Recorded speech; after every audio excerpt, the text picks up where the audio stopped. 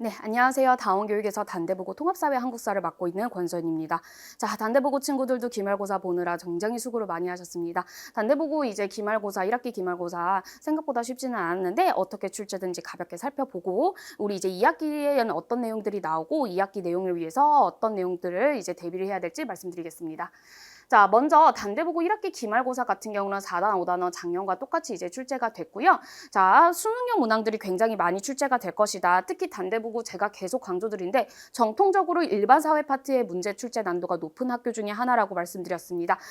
그래서 그 예상대로 이제 마찬가지로 수능형 이제 독해형 문항들이 굉장히 출제가 많이 됐고요. 특히 2025년부터 단대보고는 이제 개정 통합사회 스타일에 맞춰서 융합형 문제들이 출제가 비중이 많이 늘어나고 있거든요. 그러니까 어떤 문제들이냐면은 소 단원별로 문제가 출제되는 것이 아니라 여러 단원을 유기적으로 연계해가지고 한 지문에서 여러 단원에 우리가 배웠던 학습 내용을 융합해서 복합적으로 이제 해결해내야 되는 문제 출제들이 계속 보이고 있어가지고 이제 선생님들이 이제 수능에 맞게 이제 학교 선생님들이 굉장히 잘 대비를 시키고 계시구나라는 게 느껴지고 있어요. 그래서 독해형 자료 분석 능력을 요하는 문제들 출제 비중 굉장히 늘어났고요. 자, 지리 파트는 원래 단대부고가 작년 유독 어렵게 지리가 조금 많이 나왔던 학교 중에 하나예요. 그 전년도까지도 사실 이제 지도라든지 그래프가 그렇게 적극적으로 출제되지는 않았었는데 이번에 이제 수능 통합사회 되면서 그 꼭 필요한 논점들 위주로 그래프랑 지도가 출제되는데 이번에는 또 문화권 파트는 지도는 전혀 출제되지 않았습니다. 그래서 문화권에서는 오히려 이제 문화권 파트를 일반 사회처럼 게임형 문제로 출제가 돼가지고 그것도 이제 앞 페이지에 배치가 돼가지고 친구들이 딱 시험지 보고 예상 외의 문제가 나와서 좀 당황했을 것 같고요. 자, 5단원에서는 이제 데이터 분석형 문제가 나왔고 그리고 이제 단대보고에서만 나오는 논점인데 한국 지리 논점에서 좀 특이한 우리나라 행정구역과 그리고 기존의 이제 예전 이제 지리 구분 개념이 나오는 것이 이제 단대보고만의 특징인데 부규제 있는 논점 그대로 이제 출제를 하셨습니다. 그래서 이제 친구들이 거기까지 이제 꼼꼼하게 살피지 않았다면은 사실 이 부분이 통합사회에는 포함되지 않는 부분이라서 체감 난도가 높았을 것 같고요. 자, 그래서 마찬가지로 이제 단대보고 같은 경우는 제시문 길이 굉장히 길어졌고 추론형, 가정형 읽어야 될 제시문은 굉장히 길어져서 시험 시간 관리 굉장히 많이 필요했던 시험입니다. 자, 그래서 이제 지리 파트 같은 경우는 지도는 하나도 출제되지 않았지만 오히려 지도가 없어서 더 헷갈렸을 거예요. 카드 게임형 문제가 나와가지고 우리가 이 모든 카드들을 다 정오 판단 구분을 이제 문화권을 구분을 해줘가지고 이제 선지를 또 분석을 해가지고 이제 해야 되는 건데 요 한 문항 같은 경우가 굉장히 친구들이 시간 관리가 굉장히 많이 들었을 것 같아요. 못해도 한 3, 4분을 잡아 먹었을 것 같은데 또 이런 문항들이 나와가지고 좀 당황했을 친구들이 있었는데 정오 판단이나 구분만 잘해줬으면은 충분히 해결했을 문제이고요. 자, 이런 식으로 도시화 같은 경우도 일반적인 그래프가 아니라 이제 도시화율 그래프의 그 개념 자체를 이해하고 있는지를 활용 능력을 묻는 형태로 출제가 돼서 마찬가지로 체감 난도가 조금 높았던 문항이었습니다. 자, 그리고 이제 한국지리 같은 개념이 이제 출제가 됐는데 오히려 이제 한국지리 논점만 나오는 데서는 세계지리 논점이 나와서 전 세계 이제 도시와 구분하는 문제 나왔는데 뭐 이거 같은 경우는 저희 계속 연습했던 문항이라서 그렇게 크게 어렵진 않았고요. 자, 마찬가지로 이제 우리나라의 이제 도시와 이제 순서, 발달 순서 같은 문제를 내면서 같이 뭘 융합을 했냐? 이제 우리가 지도를 구분해가지고 이 지도는 어떤 형태의 지도인지 이걸 구분하는 문제도 나왔었어요. 이런 식으로 이제 우리가 통계 지도를 구분하는 문항도 계속 연습을 해왔기 때문에 양이냐 비율이냐 이런 거 따지는 거 계속 출제됐던 연습했던 거 그대로 출제가 됐고 이런 식으로 단대보고가 융합형 문제가 계속 출제되고 있다라는 걸 좀 주의를 하셔야 될 것 같고요. 자, 그리고 이제 우리 현재 행정구역 체계 이제 구분하는 문제 이거 저랑 같이 계속 이제 반복적으로 연습을 했습니다. 지도 그려가면서 이 친구는 풀었었는데 그런 식으로 이제 출제돼가지고 이제 여기까지 부교재 꼼꼼하게 이제 학습했던 친구들 무난하게 정답을 맞췄던 문제들입니다.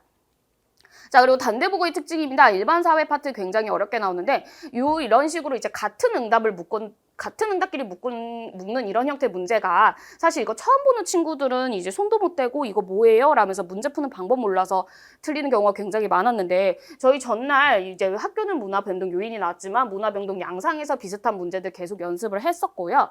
자, 그 다음에 이제 서술형에서는 문화 변동 요인을 굉장히 사례를 다 주고 이제 구분하게끔 나왔는데 저희가 이제 통합사회 교과서에서 나올 수 있는 모든 사례들 그리고 이제 현재 사회문화에서 나오고 있는 모든 사례들을 다 연습을 했던 거라서 이 문항들 같은 경우는 저랑 같이 수업했던 친구들은 열심히 학습을 해가지고 문안이 맞춘 거를 볼 수가 있습니다.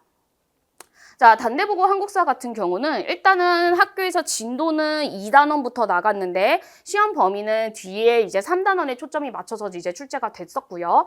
자, 이번에는 단대보고의 원래 스타일이 돌아왔습니다. 오히려 중간고사가 저번 중간고사가 단대보고 스타일이 아니다라고 말씀드렸는데 사료 분석형 문항이 다시 돌아와가지고 중간고사 대비 사료 분석형 문항과 시기 이제 맞추는 문항들의 출제 비중이 굉장히 늘어났고요.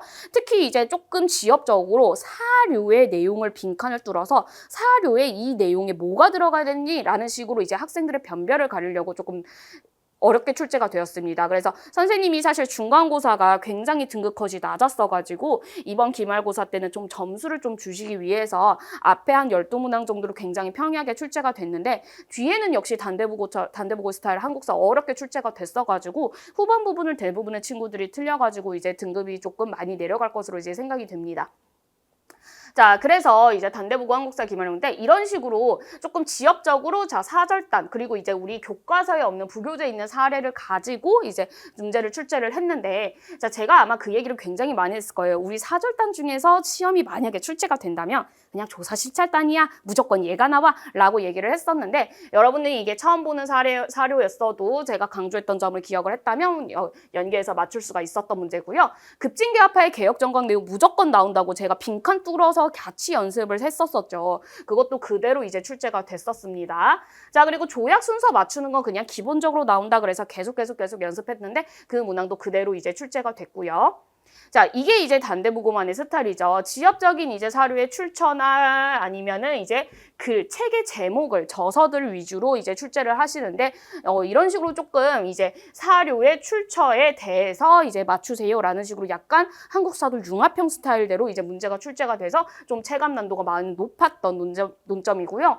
그리고 이제 대한자강의 이 논점도 사실 이제 빈칸이 이상한데 뚫린 거 아니에요 라고 생각하지만 대한자강의 키워드에 맞게 자강 그리고 제가 항상 실력 키우면은 교육과 산업 분야다 그 논점 그대로 이제 출제가 됐던 겁니다. 그래서 이제 맞췄던 친구들 이제 오답을 낸 친구들도 이제 다양하게 있었는데 이제 수업 시간을 잘 따라왔던 친구들은 충분히 무난히 맞췄던 문항이라고 생각이 듭니다. 자, 그래서 이제 단대보고도 마찬가지로 이제 기말고사 난도가 좀 더 많이 올라왔고요. 한국사 같은 경우는 단대보고 마찬가지로 이제 일제강점기 2학기 중간고사 때 시험을 보고요.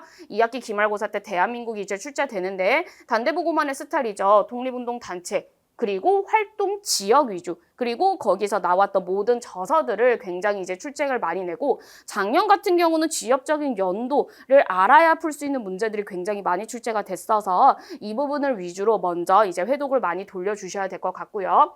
통합사회 같은 경우는 단대보고 무조건 2학기 때 난도 상승입니다. 통합사회 같은 경우는 일반사회 파트가 통합사회 2에 굉장히 출제 비중이 높아지는데 단대보고 선생님들 일반사회가 굉장히 강하다고 제가 계속 강조드리고 있죠. 그래서 정치학 법 파트에서도 마찬가지로 추론형, 게임형 문항 그대로 출제가 되고 있고요.